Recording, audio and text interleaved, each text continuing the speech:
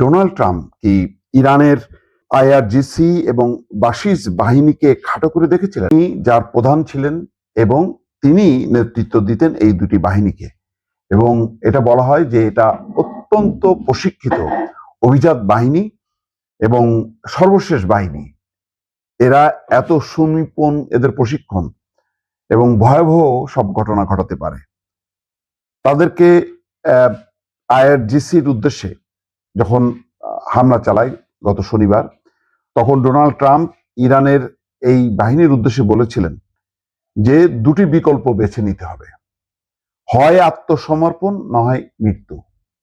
Trump আরো বলেছিলেন, IRGC সশস্ত্র বাহিনী এবং পুলিশের সব সদস্যের আজ রাতে আমি বলছি, অস্ত্র নামিয়ে রাখো, পূর্ণাঙ্গ দায় মুক্তি দেওয়া হবে, অন্যথায় নিশ্চিত মৃত্যুর মুখোমুখি হতে হবে, সতর্ক করেছিলেন তিনি। যুক্তরাষ্ট্রের প্রেসিডেন্টের এমন হুমকির পরও পাল্টা জবাব দেয় ইরান। ইসরায়েল এবং কয়েকটি আরব দেশে হামলা চালায়। এসব দেশে যুক্তরাষ্ট্রের সামরিক ঘাঁটি এবং স্থাপনা রয়েছে, এবং সত্যি সত্যি তাই। খামেনির নিহত হবার ঘটনার পর আইআরজিসি তারা শপথ নেয় যে তারা পূর্ণাঙ্গ এবং ভয়াবহ হামলা করবে, এবং সেই অনুযায়ী কিন্তু তারা সৌদি আরবের তেল ক্ষেত্র, সেখানে অবস্থিত মার্কিন সামরিক ঘাঁটি, কুয়েত, কাতার, বাহরাইন, সংযুক্ত আরব আমিরাত, কোথাও কিন্তু বাকি রাখছে না। সমস্ত জায়গাগুলোতে একের পর এক কিন্তু হামলা চালিয়ে যাচ্ছে। এক ইরানের হামলায় প্রকম্পিত। সেই কারণে ইরানকে দমানোর জন্য ইসরায়েল এবং মার্কিন যুক্তরাষ্ট্র এখন সিদ্ধান্ত নিয়েছে যে তারা ক্রমাগতভাবে হামলা চালাতে থাকবে। সেটা 4 সপ্তাহ হতে পারে, তার মানে 1 মাসেরও বেশি সময় হতে পারে। এবং ইরানের মোটামুটি সমস্ত প্রদেশে 100-র উপরে যে শহর, সেই শহরে কিন্তু হামলা চালাচ্ছে। কিন্তু আইআরজিসি অর্থাৎ ইসলামিক গার্ড রেভলিউশনারি যে বাহিনী, সেই বাহিনী কিন্তু দমেনি।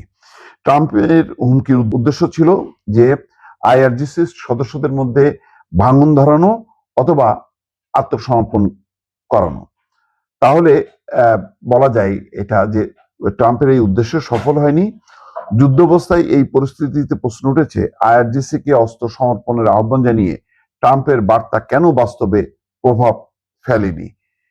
প্রভাব না ফেলার পেছনে মূল কারণ হচ্ছে আইআরজিসির এই বাহিনী এবং বাজিশ আরেকটা যে বাহিনী, সেই বাহিনী অত্যন্ত রাজনৈতিকভাবে সচেতন, এবং তার কমান্ডাররা এত বেশি প্রতিজ্ঞাবদ্ধ যে তারা যে কোনো প্রয়োজনে ইরানের প্রধান ধর্মীয় নেতা আয়াতুল্লাহ আলী খামেনির নির্দেশে তারা ঝাঁপিয়ে পড়বে। এবং খামেনি নিহত হবার পর তাদের যেই লক্ষ্য এবং উদ্দেশ্য, সেটা আরো বিস্তৃত হয়েছে, এবং এখন পর্যন্ত এই বাহিনী পূর্ণাঙ্গ ভাবে যুদ্ধ চালিয়ে যাচ্ছে এবং